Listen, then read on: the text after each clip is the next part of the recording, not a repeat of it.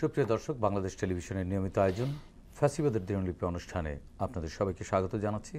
আপনাদের সঙ্গে আছি আমি সাইদ খান। আলোচনার জন্য আমার সঙ্গে আছেন দুজন অতিথি। আমার ডান দিকে আছেন নওগাঁ বিশ্ববিদ্যালয়ের উপাচার্য প্রফেসর ডক্টর মোহাম্মদ হাসানাত আলী, বাম দিকে আছেন সুপ্রিম কোর্টের সিনিয়র আইনজীবী অ্যাডভোকেট আবু হেনা রাজ্জাকি। শাসকরা যখন জনগণের মৌলিক অধিকার কেড়ে নেয় তখনই ঘটে গণবিপ্লব। 69, 90 এবং 24-এর গণ অভ্যুত্থান তাই বলে। জার্মানির হিটলার, ইতালির মুসোলিনি, জাপানের হিদেকি তোজো, স্পেনের ফ্রান্সিসকো ফ্রাঙ্কো এবং বাংলাদেশের মুজিব ও হাসিনা তার প্রকৃষ্ট উদাহরণ। মানবজাতির ক্যালেন্ডারের পাতাকে রক্তাক্ত করা দেশ বিদেশের এই শাসকরা জেনে গেছে অত্যাচারের ফলাফল কী হয়। গবেষণামূলক এই অনুষ্ঠানের মাধ্যমে আমরা বিগত সরকারের যাবতীয় স্বৈরাচারী ও ফ্যাসিবাদী নীতির ধরনকে চিহ্নিত করবার চেষ্টা করছি, খুঁজে বের করবার চেষ্টা করছি নাগরিক অধিকার নিশ্চিতের পথ, যাতে ভবিষ্যতে আর কোনো শাসক নাগরিক স্বাধীনতাকে লঙ্ঘনের সাহস না পায়। দর্শক, আজ 17 জুলাই 2025। গত 16 বছরের শুধুমাত্র এই দিনটিতে কি ঘটেছিল অতিথিদের সঙ্গে আলোচনার আগে বিভিন্ন গণমাধ্যম থেকে সংগৃহীত কিছু সংবাদের শিরোনাম দেখে আসি। 2009 টিপাই মুখ প্রকল্পের পরিবেশ সমীক্ষা প্রকাশ করেছে ভারত। 2011 হিজবুত তাহরির সদস্যকে ছাত্রলীগের প্রত্যয়নপত্র। 2012 ইসির প্রকল্পে পুকুর চুরি। 2013 মুজাহিদের ফাঁসির রায়। 2014 ঠাকুরগাঁওয়ে 5 বাংলাদেশিকে ধরে নিয়ে গেছে বিএসএফ। 2015 রংপুরে র্যাবের সঙ্গে বন্দুকযুদ্ধে সন্ত্রাসী 2 ভাই নিহত। 2017 বিশ্বজিৎ হত্যা, হাইকোর্টের রায় 6 আগস্ট। 2018 পাইলটকে মন্ত্রী সচিবের নজিরবিহীন হয়রানি। 2019 টেকনাফে বন্দুকযুদ্ধে এক রাতে নারীসহ নিহত 3। দর্শক, আমরা দেখে নিলাম গত 16 বছর ধরে ফ্যাসিস্ট শেখ হাসিনা সরকার কিভাবে রাষ্ট্রীয় প্রতিষ্ঠানগুলোকে সাধারণ মানুষের মুখোমুখি দাঁড় করিয়ে মানুষের মৌলিক মানবিক অধিকার কেড়ে নিয়েছিল। এসব বিষয় নিয়ে আলোচনা শুনবো অতিথিদের মুখ থেকে। শুরুতেই যাচ্ছি প্রফেসর ডক্টর মোহাম্মদ হাসানাত আলী। হাসানাত ভাই, আপনার কাছ থেকে শুনতে চাচ্ছি। আমরা একটি সংবাদের শিরোনামে দেখছি 2017 সালের বিশ্বজিৎ হত্যাকাণ্ড, হাইকোর্টের রায় 6 আগস্ট। দৈনিক মানব জমিনের খবর ছিল এটি। ঢাকার রাজপথে নিরস্ত্র নিরপরাধ একজন সাধারণ তরুণ সনাতন ধর্মাবলম্বী বিশ্বজিৎ দাসকে প্রকাশ্যে ছাত্রলীগ কুপিয়ে হত্যা করেছে শিবির ট্যাগ দিয়ে। এই যে ট্যাগিংয়ের রাজনীতি, একটি গণতান্ত্রিক রাষ্ট্র নাকি দমনমূলক গোষ্ঠীর সন্ত্রাসের ত্রাসের রাজত্বে পরিণত হয়েছিল? বিশ্বজিতের কথা মনে হলে চোখের সামনে ভেসে ওঠে সেই বীভৎস দৃশ্যটি। ধারালো অস্ত্র, চিৎকার করে বলছে আমি হিন্দু, আমি হিন্দু, আমি হিন্দু। এই কথা বলছে আমি মুসলমান নই। তারপরেও তাকে নির্মমভাবে হত্যা করা হয়। মানুষ চেয়ে চেয়ে দেখে, ছবি উঠায়, আইনশৃঙ্খলা বাহিনী নির্বিকার এবং হত্যা হয়ে যায়। এটা তো ইতিহাসে অত্যন্ত জঘন্য এবং দগদগে একটি চিত্র। কিন্তু ছাত্রলীগ, এই আওয়ামী লীগ তো মানে সংখ্যালঘু সম্প্রদায়ের বা সনাতন ধর্মাবলম্বীদের একবারে রক্ষা কবচ হিসেবে বারবার নিজেদেরকে এস্টাবলিশ করেছে। আসলে তারা বলে, কিন্তু যদি আপনি মন্দির হামলার কথা বলেন, ধর্মীয় সম্পত্তি দখল করার কথা বলেন, বা স্বাধীনতার পরে যে সমস্ত সনাতন ধর্মাবলম্বীরা ভারতে পালিয়ে যায় তাদের সম্পদ দখল করার যদি তালিকা আপনি করেন, সেই তালিকাতে বোধহয় তাদের নামটাই বেশি আসবে। শুধু বিশ্বজিতের ঘটনা তো নয়, আওয়ামী লীগের আমলে সিরাজ শিকদারকে হত্যা করা হয়নি? সিরাজ শিকদারকে হত্যা করে সংসদে কম দম্ভ করে বলা হয়েছে কোথায় সিরাজ শিকদার, হত্যা করা হয়েছে। এবং সেই বিশ্বজিৎ হত্যাকাণ্ডের যারা জড়িত ছিল, যাদের সম্পৃক্ততা ছবি এবং ভিডিও ফুটেজে উঠে এসেছে, তারাও কিন্তু হাইকোর্ট থেকে খালাস পেয়েছিল। আপনি লক্ষ্মীপুরের তাহেরের ছেলেকে মাফ করতে আমরা দেখিনি? অ্যাডভোকেট তাহেরকে কি নৃশংসভাবে হত্যা করা হয়েছিল? আপনার মনে থাকবার কথা। তার সন্তানকে বিচারের প্রক্রিয়ার মাধ্যমে ফাঁসি হলো, রাষ্ট্রপতি সাধারণ এবং ক্ষমতায় তখন থেকে আইন শৃঙ্খলা বাহিনীও কিন্তু নির্বিকার দাঁড়িয়েছিল, তখন বিরোধী দল বিএনপির হরতাল চলছিল, এটিও তো এক ধরনের মব। আজকে মব নিয়ে সুশীল সমাজ নানানভাবে সমালোচনা করছেন। দেখেন, তখন আজকে কোন সমালোচনা আজকে করতে যেটাকে দেখিনি। আমরা মব বলছি, একসময় তো সেটা তো গণপিটুনি ছিল। রাজনৈতিক নেতৃবৃন্দকে হত্যা করে বলা হয়েছিল যে গণপিটুনিতে বিএনপির কর্মী মারা গেছে, এরকম তো ছিল। তবে কাম্য নয়। আমি সেটা বিএনপি হোক, আওয়ামী লীগ হোক, আজকের প্রেক্ষাপটে হোক, আমি কখনোই সমর্থন করি না। দেশে সংবিধান আছে, রাষ্ট্র ব্যবস্থা আছে, বিচারাঙ্গন আছে, আইন শৃঙ্খলা বাহিনী আছে। যদি এই সংস্থাগুলো যদি নিরপেক্ষভাবে আমরা কাজ করতে দিই এবং সেখানে যদি দলীয় প্রভাব যদি মুক্ত যদি একটি প্রশাসন তৈরি করতে পারি, সেটা হোক আইন শৃঙ্খলা বাহিনী, হোক বিচারাঙ্গন, হোক প্রশাসন, দেখবেন বিচার যদি নিশ্চিত করা যায়, প্রকৃত অপরাধীকে সুষ্ঠু তদন্তের মাধ্যমে যদি তাকে শাস্তিটা নিশ্চিত করা যায়, অপরাধ প্রবণতা কমবে। সমস্যাটা হলো কোন জায়গায়, ছোট করে একটু বলি, অপরাধ করে যদি শাস্তি ভোগ করতে না হয়, যেটা স্বাধীনতার পরেই কম বেশি সব সময়ই ছিল, যে অপরাধী অপরাধ করেছে, খুন করেছে, লুট করেছে, ডাকাতি করেছে, অর্থ পাচার করেছে, দুর্দান্ত প্রতাপে রাজনীতিতে ফিরে এসেছে, ক্ষমতার চেয়ারে আসীন হয়েছে, আইন স্পর্শ করতে পারেনি, এরকম একটি ধারণা মানুষের মধ্যে কিন্তু খুব শক্তভাবে গ্রথিত হয়েছে। যে অপরাধ করলে আপনি যদি রাজনৈতিক লেবাস আপনার থাকে, রাজনৈতিক যদি গডফাদার যদি আপনার থাকে, এবং আপনার যদি অর্থ প্রতিপত্তি যদি থাকে, আপনি সব থেকে পার পেয়ে যাবেন। রাজ্জাকি ভাই, মানে হাসনাত ভাই যেটি বললেন, এই কথার রেশ ধরেই আমি আপনার কাছ থেকে আলোচনা শুনতে চাই। আমরা কি এই কালচারের মানে পরিবর্তন দেখছি? দেখুন, আপনি যে প্রথমে যে ইস্যুটা দিয়ে শুরু করলেন, আমার ভাইস চ্যান্সেলর সাহেব হাসানাত ভাই, বিশ্বজিৎ নিয়ে, যে খুব টাচি ইস্যু, তার মা যখন এই ভিডিওটা দেখছে তখন তার কেমন লাগছে এটা আপনাকে ফিল করতে হবে। চিন্তা করে দেখেন, তার মা যখন ভিডিও ফুটেজটা টিভিতে নিউজের মাধ্যমে যখন দেখাইছে, তখন তার মায়ের কেমন লাগছে। কি এই দেশে কি মানুষ নাই? এটা কি জানোয়ার? এটা কি কুকুর? কুকুরও তো আপনি এইভাবে পিটায় না, এইভাবে রড দিয়ে মারে না, চাপাতি দিয়ে মারে না, তাকায় তাকায় দেখছে। এবার আসেন, কোন সরকারের সময় হয়েছে? সেই ফেসিবাদের আমলনামা যেটা আপনি ধরছেন, কারা করছে? ছাত্রলীগ, এই আওয়ামী লীগ বলেন, এই যে হিন্দু সম্প্রদায় বা সংখ্যালঘু। প্রথম একটা জিনিস আমি শুদ্ধ করি, বাংলাদেশের মানুষের কালকের থেকে, মানে এই মুহূর্তে থেকে যদি না ভাবে যে আমরা বাংলাদেশি, সে যে দলের হোক, আই হেট লাইক এনিথিং। সংখ্যালঘু সংখ্যাগরিষ্ঠ এটা আওয়ামী লীগের স্লোগান। মুক্তিযোদ্ধার পক্ষের শক্তি বিপক্ষের শক্তি আওয়ামী লীগের স্লোগান। স্বাধীনতার পক্ষ শক্তি বিপক্ষ শক্তি আওয়ামী লীগের স্লোগান। এটাকে ক্যাশ করে 18 কোটি মানুষকে জিম্মি করেছে। কোথায় ছিল বাংলাদেশের আইন আদালত? আওয়ামী লীগের চরিত্রটা কি ছিল? ক্ষমতায় থাকলে কি করতেছে? ক্ষমতায় থেকেও সে সংখ্যালঘু যাদেরকে বলে তাদের সম্পত্তি দখল করতো, তাদের উপরে হামলা করতো। কইরা বলতো জঙ্গিবাদরা করে, বা আজকের যারা বড় দল তাদের নাম দিত। এটা আবার যখন ক্ষমতা থেকে চলে যায়, তখনও তারা ওদের উপরে হামলা করে, হামলা করে বলে ওরা ক্ষমতায় এসে ওরা জঙ্গিবাদ, ওরা সংখ্যালঘুর উপরে। সবসময় আওয়ামী লীগ নির্যাতন করছে।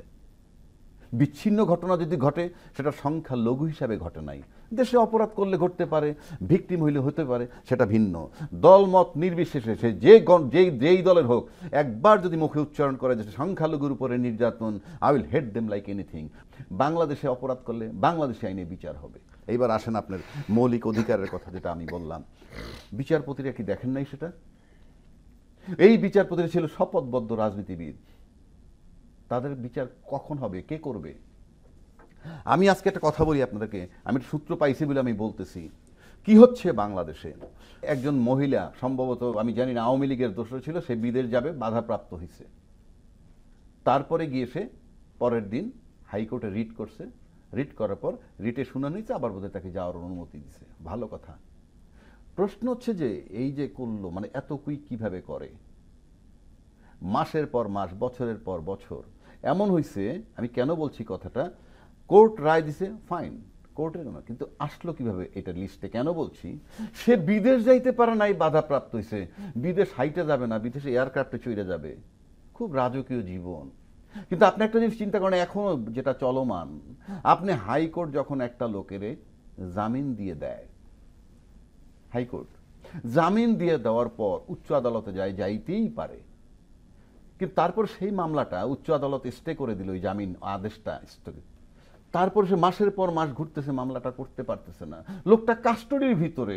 আপনি জামিন যদি আটকান, বেইল স্টে আটকাইতে পারেন, আইনে যদি কাবার আটকান, কিন্তু পরবর্তী 7 দিনের মধ্যে শুনে অর্ডার দিয়ে দেন না, ফুল বেঞ্চ অর্ডার দেন।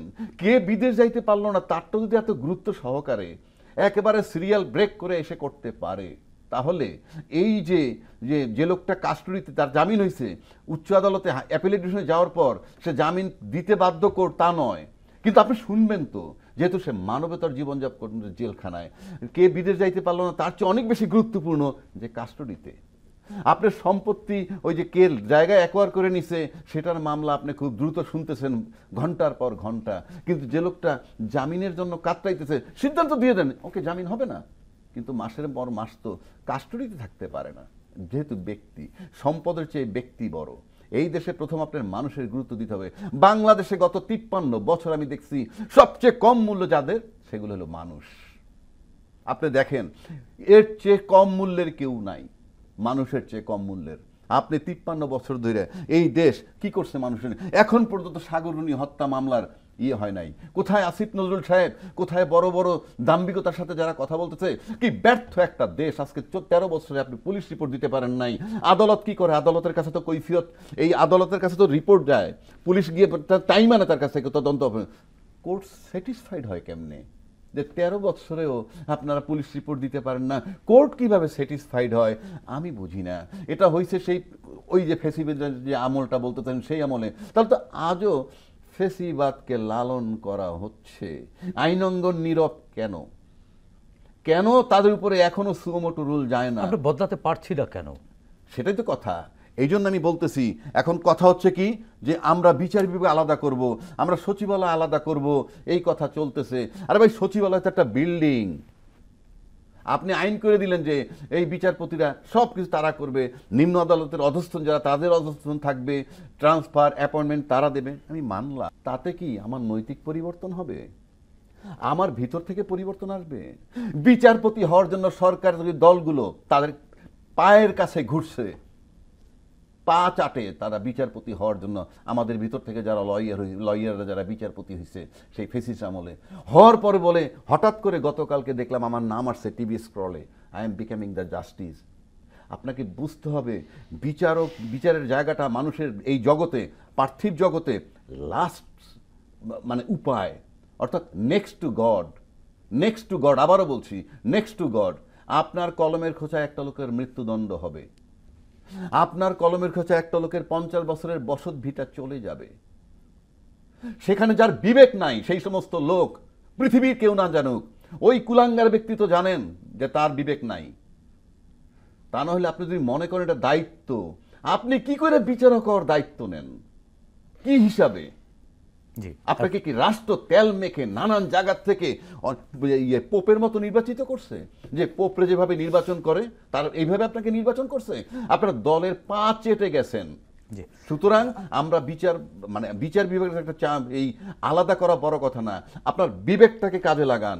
বিবেক যদি কাজে না লাগান, আপনার বিল্ডিং পরিবর্তন, আইন পরিবর্তন, সচিবালয় পরিবর্তন কিচ্ছু হবে না। নৈতিকতার পরিবর্তন সবার আগে। অফকোর্স। জি রাজ্জাক ভাই, আপনার কাছ থেকে শুনবো। হাসনাত ভাই, আজকে যখন আমরা জুলাইয়ে বসে আলোচনা করছি, ঠিক এর 1 বছর আগে 2024-এর আজকের এই দিনটি সারা দেশ রক্তাক্ত ছিল। একটা পরিবর্তনের নেশায় তরুণ প্রজন্ম উন্মাদ হয়ে গিয়েছিল, মৃত্যুকে তারা তুচ্ছ জ্ঞান করেছিল। আমরা 1 বছর পরেও তো সেই দৃশ্য বদলাতে পারিনি। রক্ত বৃথা গেল? মোটেই নয়। রক্ত ব্যথা যাবে কেন? রক্ত ব্যথা যায়নি বলেই তো আপনি আজকে এই চেয়ারে, আমি এখানে চেয়ারে, রাজ্জাকি ভাই এই স্বরে কথা বলতে পারছেন। অনেক পরিবর্তন।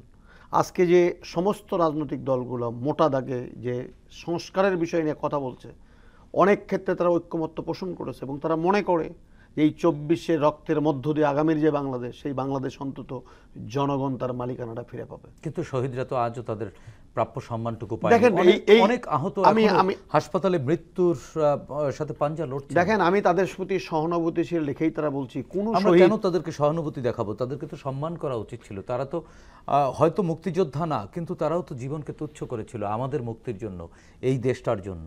মানে কি পায়নি তারা আমাকে বলেন? রাষ্ট্র চিকিৎসা করছে, রাষ্ট্র আজকেও দেখলাম যে তাদের জন্য যারা আহত হয়েছে, যারা পঙ্গু হয়ে গেছে, তাদের জন্য আবাসন ব্যবস্থা করছে। রাতারাতি তো একটা কিছু হবে না। আপনি 18 বছরের জঞ্জাল, 53 বছরে, এই জঞ্জালগুলো পরিষ্কার আপনি 18 মাসেও গেল না, আপনি অস্থির হয়ে গেলেন 10 মাসের মধ্যে? এটা কি সম্ভব? 53 বছরের জঞ্জাল পরিষ্কার করবেন 10 মাসে? এটি তো হয় না।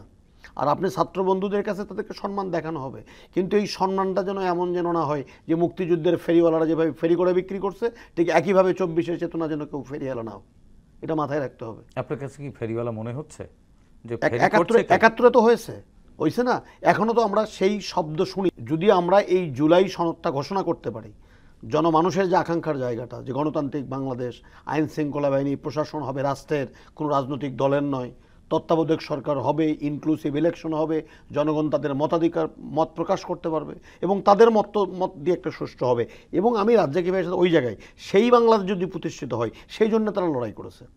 তারা অর্থের জন্য লড়াই করেনি, অর্থের জন্য জীবন দেয়নি। তারা বৈষম্যহীন বাংলাদেশ চেয়েছিল। একবারও বলেনি আমি মারা গেলে আমাকে শহীদদের খাতায় নাম লেখাতে হবে, বলেনি। তারা একবারও বলেনি আমি রাষ্ট্রীয় ক্ষমতায় যাব, বলেনি। তারা একবারও বলেনি যে এই জুলাই আন্দোলন করে আমি রাজনৈতিক দল করে মানুষের ভাগ্যের পরিবর্তন করবে, বলেনি।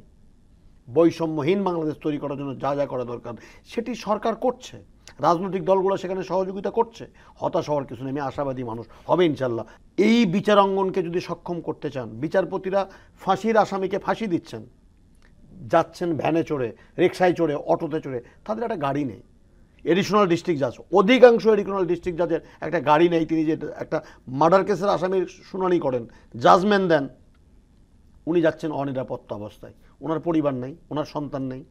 তো এত মামলা জট, বিচারপতির সংখ্যা কম, আপনি ইজলাসের সংখ্যা কম।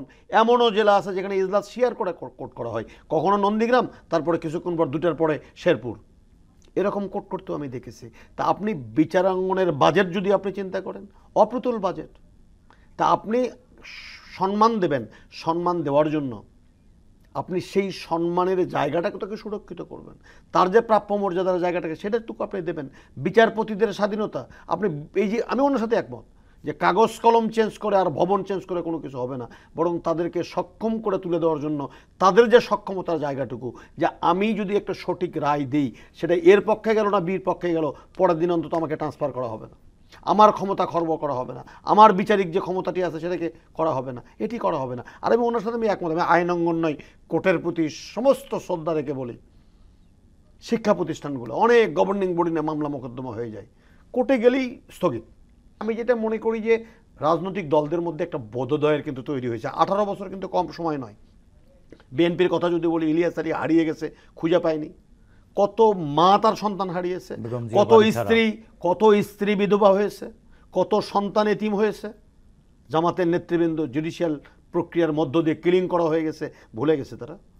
কারো তো ভুলে যাওয়ার কথা নয়। সেই জায়গায় থেকে আমরা এমন একটি বাংলাদেশ চাই যে বাংলাদেশে অন্তত 5 বছর পর পর জনগণের কাছে আপনার আমুলনামা জমা দিতে হবে, যেন 5 বছর পরে জনগণ বুঝতে পারে আপনি জনগণের জন্য কি করেছেন, আপনার জন্য কি করেছেন, আপনার পরিবারের জন্য কি করেছেন, এবং তারপরে তারা যেন পরবর্তী 5 বছরের জন্য আরেকজনকে বেছে নেওয়ার সুযোগটা পায়। এই একটি কাজ যদি আপনি করতে পারেন, সমস্ত সংস্কারের চেয়ে সবচেয়ে বড় সংস্কার হবে যে আপনাকে 5 বছর পরে জনগণের কাঠগড়ায় যদি দাঁড়ান করানো যায়, তাহলে দেখবেন যে এই ফেসিজম তৈরি হবে। আপনার কাছ থেকে শুনবো, আসলেই কি তাই রাজ্জাকি ভাই?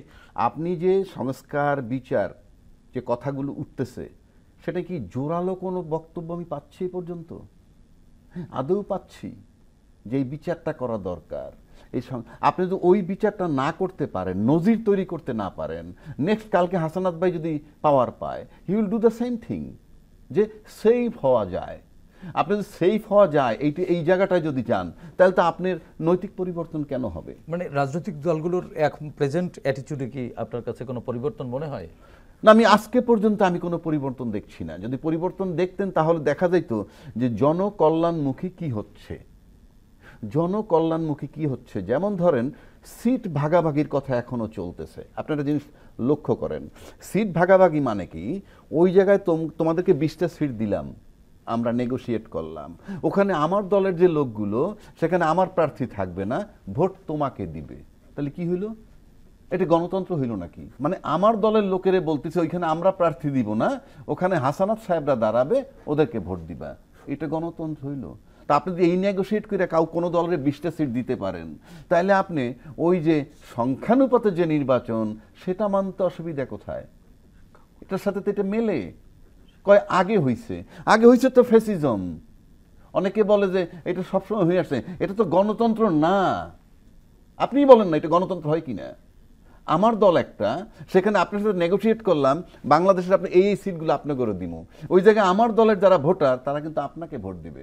কেন? আমার প্রার্থী নাই। তাহলে আপনি দল করেন কোনটা, ভোট দিতেছেন কোনখানে, কোন দলকে, কার নির্দেশে নেগোশিয়েট করছে, কারা? আপনার দলের নেতা। তার মানে ভবিষ্যৎ আমাদের আমি এখন পর্যন্ত আমি আশার আলো দেখি না, কারণ আপনি এখন পর্যন্ত নানান পদ্ধতি নিয়ে আলাপ করেছেন। এখন পর্যন্ত কি শুনছেন যে সংসদ সদস্য যিনি হবেন তার শিক্ষাগত যোগ্যতা কি হবে? এই আলোচনাটা আসছে এখন পর্যন্ত আসছে কিনা? আপনি পার্লামেন্টে আইন পাশ করবেন কি মমতাজ দিয়ে? আপনি বলেন না মমতাজ দিয়ে আপনি আইন পাশ করবেন? তো গণতন্ত্র তো তাকেও সেই সুযোগ দিয়েছে। নো, এটার কারণ হচ্ছে আপনি মূর্খ লোক অ্যালাউ করতেছেন। তাই আপনি আইন প্রণয়ন করবেন, আপনি লেখাপড়া লাগবে না। সংসদ তো যারা এমপি হবে সে তো আম বিক্রি করবে না, সে তো রাস্তা ডেভেলপ করার কাজ না, ব্রিজের কাজ তার না। ওই গরজ থাকলে উপজেলা চেয়ারম্যান হোক, গিয়ে ইউনিয়ন চেয়ারম্যান হোক। কিন্তু যদি আইন প্রণয়ন করতে হয়, মূর্খ লোকের জায়গা নাই। পরিষ্কার আপনি সংবিধানের সংযোজন করতে হবে মিনিমাম ক্রাইটেরিয়া। এর মানে এই না যে সব লয়ার হইতে হবে। একটা শিক্ষাগত যোগ্যতা, একটা স্ট্যান্ডার্ড। আপনি তো আইন প্রণয়ন করবেন রে ভাই, অন্তত আইন সম্পর্কে আইনটা প্রণয়ন করবে একজনে, সেটা তো আপনার বুঝতে হবে। বুঝলে যে লয়ার হইতে হবে তা না, একটা এডুকেটেড লোক থাকলে সে বুঝবে যে না এখানে আইনটা, অন্তত আইন পেশ করার পরে সমালোচনা করবার মতো যোগ্যতা। আপনি বলেন তা আপনি 100 ভাগ। আবারও বলছি, সংবিধান বলতেছে মানে সংবিধান যেহেতু শিক্ষাগত যোগ্যতার কথা বলা নাই, তাহলে 100 ভাগ মূর্খ লোক অ্যালাউ করছে। তো আপনি মূর্খ লোক পার্লামেন্টে গেলে আপনি আইন প্রণয়ন করবেন কিভাবে? তার মানে আমাদের এই 24-এর এখন পর্যন্ত আমি দেখলাম নানান সংস্কার নিয়ে আলাপ হইতেছে, একটা বারও কিন্তু শিক্ষাগত যোগ্যতার ব্যাপারটা আসে নাই যে পার্লামেন্টের মেম্বার হইতে হইলে তাকে এই এডুকেশনটা মিনিমাম লাগবে। হাসানাত ভাই 30 সেকেন্ডে তাহলে আমাদের গতি গন্তব্য কোথায়? রাজ্জাকি ভাই তো কোনো সম্ভাবনাই দেখছেন না। তত্ত্বাবধায়ক সরকার হবে মোটামুটি ফাইনাল, দ্বিকক্ষ বিশিষ্ট পার্লামেন্ট হবে ফাইনাল, বিচারপতি নিয়োগের প্রক্রিয়া নির্ধারিত হয়ে গেছে ফাইনাল, 100 নারী আসন হবে ফাইনাল, তারপরে রাষ্ট্রপতি প্রধানমন্ত্রীর ক্ষমতার যে ভারসাম্যহীনতা নিয়ে যে একটা ব্যাপার বিষয়টা ফাইনাল, এবং সবচেয়ে বড় কথা পার্লামেন্টে ফ্লোর ক্রসিং যে ধারাটি আছে 70 অনুচ্ছেদ সেটি সমস্ত দল মেনে নিয়েছে। 24-এর যে সমস্ত আত্মাহুতি দিয়েছে, আমি শ্রদ্ধার সাথে স্মরণ করছি তাদেরকে, যে তারা অকাতরে জীবন দিয়েছেন। এই যে সমস্ত বিষয়গুলো ছিল না, অনুপস্থিত, এই অনুপস্থিতি চর্চার মধ্য দিয়ে আমার সন্তানদের বৈষম্যহীন বাংলাদেশে বসবাস করার অধিকার খর্ব করা হয়ে গেছিল, সেজন্য তারা আত্মাহুতি দিয়েছেন। তাদের আত্মাহুতি তখনই সফল হবে যখন ক্যাম্পাসে ছাত্র সংসদগুলো নির্বাচন হবে। আমি আশাবাদী যে সেটা হবে, শুরু হয়ে গেছে বড় বড় বিশ্ববিদ্যালয়গুলোতে। আমি তখনই তাদের আত্মাহুতি সফল হবে এবং সবচেয়ে মূল্যায়ন করা হবে যদি 18 বছর 3.5 কোটি তরুণ প্রজন্মের ভোটার 14-এ 18-তে 24-এ ভোট দিতে পারেনি, তারা যদি 25-এ বা 26-এর প্রথম প্রহরে যদি আনন্দমুখর পরিবেশে তাদের ভোটাধিকার প্রয়োগ করতে পারে, এই 1580 জন যে রক্ত দিল তাদের আত্মত্যাগের প্রতি সবচেয়ে বড় শ্রদ্ধাটি জানানো হবে, সম্মানটি জানানো হবে রাষ্ট্র এবং রাজনৈতিক দলগুলো। সেই কাজটি করবে, সেই কাজটি করছে এবং সেই কাজটির সফলতার মুখ দেখবে, সেটা একজন শিক্ষক হিসেবে প্রত্যাশা করি। এবং আমার সন্তানদের আত্মত্যাগ তখনই সফল হবে, তাদের প্রকৃত মর্যাদা তখনই সম্ভব হবে যখন আমাদের এই চাওয়াটি পূরণ হবে সম্মিলিত প্রচেষ্টার মধ্য দিয়ে। ধন্যবাদ হাসানাত ভাই। রাজ্জাকি ভাই, এখন লাগছে যে বিচার সংস্কার যদি না হয় নির্বাচন হতে দেবে না, এক শ্রেণী বলতেছে, আর একজন বলতেছে আরপি সিস্টেম না পিআর সিস্টেমে, সেটা হবে না কিসে হবে। আবার সংসদ সদস্যরা প্রেসিডেন্টের নির্বাচন করবে নাকি পিআর পদ্ধতি দিয়ে হবে, মানে ওই 70,000 ভোট দিয়ে ওই যে ইউনিয়ন চেয়ারম্যান, এই মৌলিক বিষয়গুলো না ইলেকট্রাল, এই মৌলিক বিষয়গুলো না তো আপনি নির্বাচনে যেতে পারছেন না। এই যে চট করে নির্বাচনের একটা গাইডলাইন দিচ্ছে যে অমুক দিন হবে, আমার কাছে এটা এখন পর্যন্ত আমি জানি, এত ডিটেল জানি না, কিন্তু হঠাৎ করে কোশ্চেন মার্ক। কারণ এইদিকে ঐক্যমত্য হইতেছে না, কারণ 80% এখন মোটামুটি ভেস্তে যাইতেছে এই যে আলাপ আলোচনাগুলা যেগুলো উনি বলতেছে, এগুলো দিয়ে কিচ্ছু হবে না যদি ওই জায়গাটা বেসিক জায়গায় আপনি না যান। বেসিক জায়গায় না গেলে তো নির্বাচনই হচ্ছে না। ওই যে স্থানীয় আগে না সংসদ আগে, পিআর সিস্টেম না আরপি সিস্টেম যেটা বলে সেইটা, নাকি আপার হাউস লোয়ার হাউস সেখানে সংখ্যানুপাত হবে না, প্রেসিডেন্ট নির্বাচন 70,000 হবে। এই বেসিক জায়গা ঠিক না হলে আপনি কোথায়, আমার কাছে চট করে মনে হয় যে একটা হঠাৎ করে একটা আলোচনার বিষয়বস্তু হয়ে গেল। আমি আজকে পর্যন্ত এখন পর্যন্ত আমি যেটা ফিল করি সেটাই বলছি, যে আমি এখনো সম্ভাবনা দেখি না। কেন বলি, মানে এই যে দায়িত্বটা দিছে, মানে এই যে নির্বাচনের গাইডলাইন দিছে 31শে ডিসেম্বরের মধ্যে প্রস্তুত হইতে, এটার মানে কি জানেন? এটার মানে হচ্ছে এই যে রাজনৈতিক দলগুলো যাদের সাথে মতের অনৈক্য, হ্যাঁ, তাদের কাছে থ্রো করে দিছে। এক শ্রেণী বলবে সংস্কার বিচার না হলে নির্বাচন হবে না, আর এক শ্রেণী বলবে যে এই সংসদ নির্বাচন আগে, স্থানীয় নির্বাচন আগে, আর এক শ্রেণী বলবে কি যে আমরা নির্বাচন চাই। তাহলে দাঁড়াইলো কি? এক অংশ বলতে, একটা দলের এক অংশ বলতেছে এই যে হ্যাঁ, একটা দলেই দুইটা ভাগ আছে। 3 জন উপদেষ্টা বাতিল মানে পদত্যাগ করতে বলছে, আবার তাদের টপেরা আবার ওইদের স্বীকৃতি ইনডাইরেক্ট দিয়ে দিছে যে সে তাকে, তার আলোচনা সভায় সে ছিল। এই সব কিছু মিলাইলে কি হবে জানেন? ইউনূস সাহেবের কিন্তু রেসপন্সিবিলিটি শিফট করে দিছে। এখন ঐক্যমত্য আসতে হবে তারা যে একটা সুন্দর পরিবেশে নির্বাচন নিতে হয়, তাহলে একটা সুন্দর পরিবেশ তৈরি করে নির্বাচন কমিশন ঘোষণা করবে এবং সেখানে সবার যেতে হবে। যে ওইখানে যে ঐক্যমত্য না হইতে পারে, আমি আগেও বলছি এখনো বলছি, এই বড় দল, মেজ দল, সেজ দল, এই তিনটা মিলে একটা শক্তি। ইউনূস সাহেব সরকার উনি একটা শক্তি, এবং এইরকম ক্রাইসিসে আমাদের সামরিক বাহিনী সেটাও একটা শক্তি। তিনটার যদি সুন্দর সমন্বয় না হয়, আপনি নিশ্চিত থাকতে পারেন নির্বাচন হবে না। জি, তারপর আমরা আশাবাদী যে সমাধানের পথ একটা বেরিয়ে আসবে। ধন্যবাদ রাজ্জাকি ভাই, ধন্যবাদ হাসানাত ভাই, আপনাদের দুজনকেই। প্রিয় দর্শক, 24-এর ছাত্র জনতার গণ অভ্যুত্থান পৃথিবীর ইতিহাসে নতুন পরিচয় পরিচিত করেছে বাংলাদেশকে। জনগণ শাসকের শোষণ নয়, চায় স্বচ্ছতা ও জবাবদিহিতামূলক রাষ্ট্র ব্যবস্থা, যার মাধ্যমে রাষ্ট্রে তাদের অধিকার নিশ্চিত হবে, প্রজা থেকে হয়ে উঠবেন নাগরিক। আসুন নতুন এই বাংলাদেশকে আমরা নাগরিক বান্ধব হিসেবে গড়ে তুলি, সাধ্যমতো ভূমিকা রাখি দেশ ও জাতি গঠনে। প্রিয় দর্শক, দেখা হবে আগামী পর্বে নতুন অতিথির সঙ্গে। ততক্ষণ পর্যন্ত ভালো থাকুন, সুস্থ থাকুন, বাংলাদেশ টেলিভিশনের সঙ্গেই থাকুন। খোদা হাফেজ।